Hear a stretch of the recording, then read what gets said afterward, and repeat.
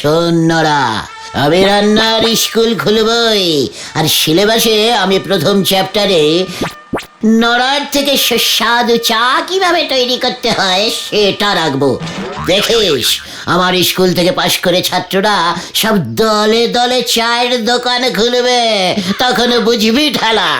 আমি তখন ঘুগনি বিক্রি করব, আমার সঙ্গী পারবে নি। তুমি যে স্কুলের মাস্টার, আমি সেই স্কুলের হেড স্যার গো।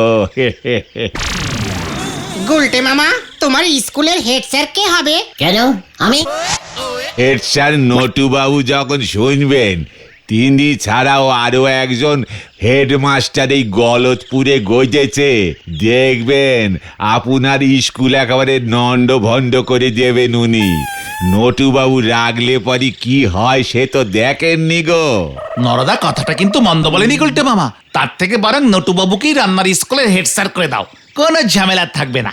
পাঁচু ভাইপো ঠিকই বলেছে।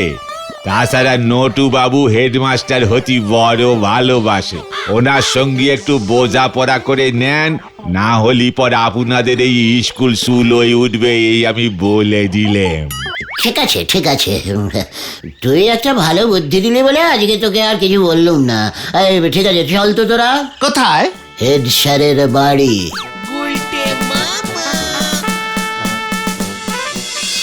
হেড স্যার, ও হেড স্যার, একবার বেরিয়ে আসুন দেখি।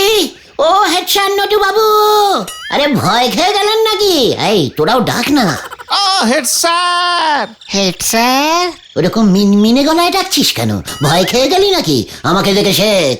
ও নটু বাবু, দরজা খুলুন। এই কে রে? এই যে ওরা।